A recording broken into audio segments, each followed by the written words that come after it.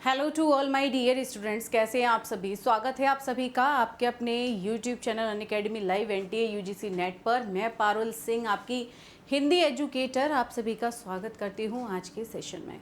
Guys, कल मैंने एक सेशन लिया जिसमें मैंने आप लोगों को बताया जो कि आपके एग्ज़ाम से रिलेटेड था, जिसमें कई सारे र्यूमर आ रहे थे कि एग्ज़ाम का जो कैलेंडर जो नोटिस जारी हुआ था, जिसमें एग्ज़ाम डेट जारी हुई थी, वो नोटिफिकेशन जो है वो डिलीट कर दिया गया है यूजीसी की वेबसाइट पर, जिसमें ये क्लैरिफिकेशन दिया गया कि भाई यूजीसी की वेबसाइट पर तो नोटिस आया ही नहीं था, एनटीए की वेबसाइट पे नोटिस था जो कि डिलीट नहीं किया गया है, यथावत बना हुआ है।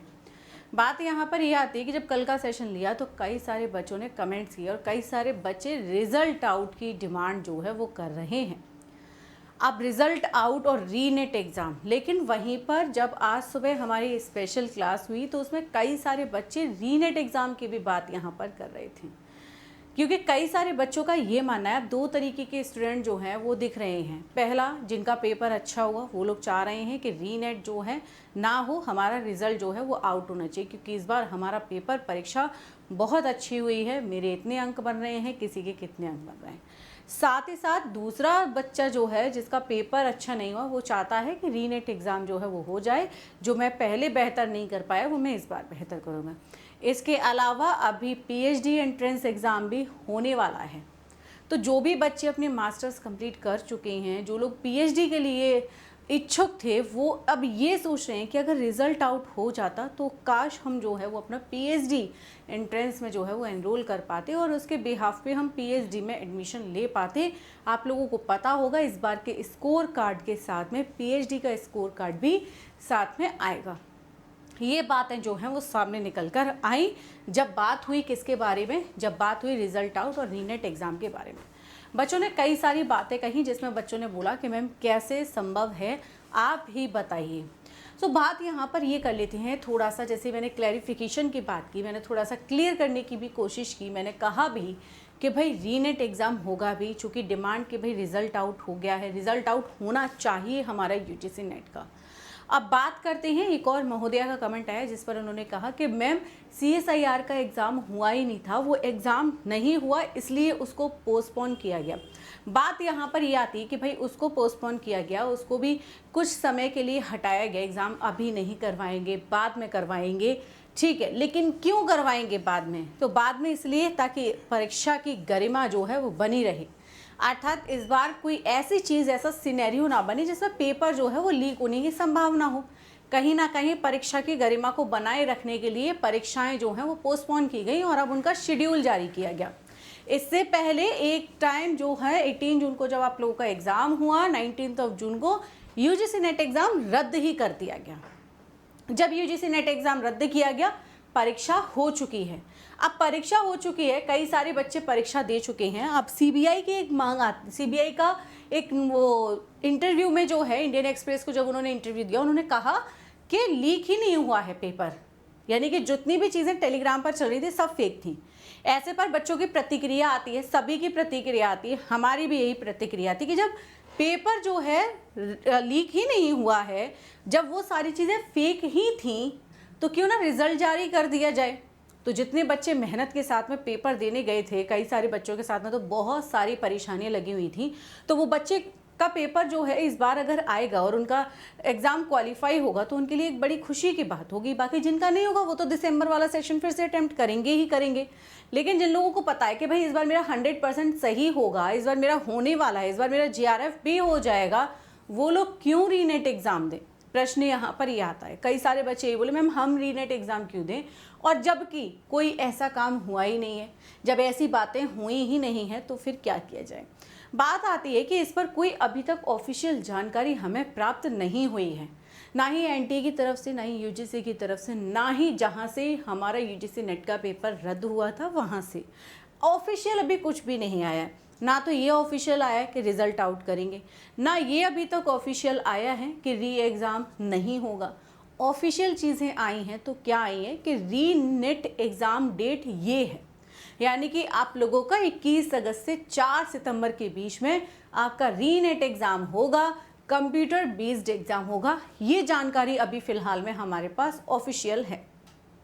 ऑफिशियल जानकारी को रखते हुए जैसे CSIR का पेपर पोस्टपोन हुआ, तो CSIR पोस्टपोन पेपर की मैं बात करूं, इस परीक्षा में यहाँ पर आप लोगों को मैं बताऊं, परीक्षा के लिए आप लोगों की एग्जाम डेट जारी होगी। 25 से लेकर 27 के बीच में आप लोगों का एग्जाम होने वाला है।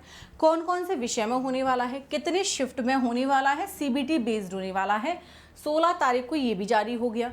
इसके अलावा आपका सिटी इंफॉर्मेशन भी अलॉट हो चुकी है, सिटी इंफॉर्मेशन भी आ चुकी है। ठीक है, अब बात करते हैं अगर UGC नेट के एग्जाम की बात करें तो नेक्स्ट मंथ, अभी जुलाई चल रहा है, लास्ट वीक में हम लोग एंट्री करने वाले हैं। अगस्त लास्ट वीक में हमारा UGC नेट का एग्जाम जो है वो शुरू होगा।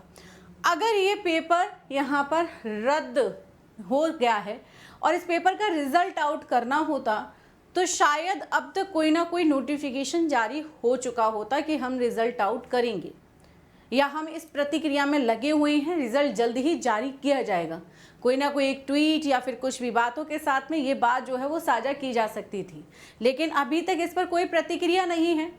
तो यहाँ पर मेरा सुझाव, जैसे कि सभी बच्चे बोले थे मैम क्या किया जाए, भाई NTA का कैलेंडर जो है वो जारी हुआ और NTA का कैलेंडर जारी होते ही यहाँ पर परीक्षा की तिथि बता दी।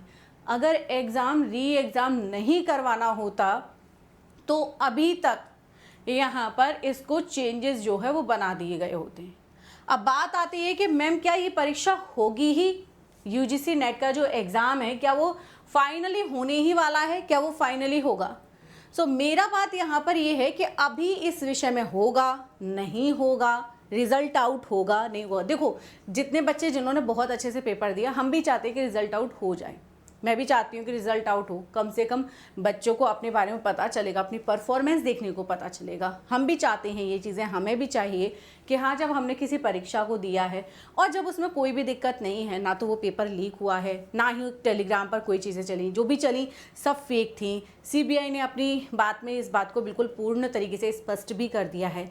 तो स्पष्टीकरण के साथ में यहाँ पर एक रिज़ल्ट जो है वो जारी हो जाता तो बहुत अच्छा होता, बशर्ते यहाँ पर अभी तक कोई भी ऑफिशियल अपडेट नहीं है कि हम जो है एग्ज़ाम कंडक्ट नहीं करवाएंगे, हम रिज़ल्ट आउट करेंगे, ऐसी कोई अपडेट नहीं है हमारे पास। अभी फ़िलहाल में क्या है, UGC नेट जून 2024 साइकिल री एग्ज़ाम के लिए डेट है केवल ऑफिशियली।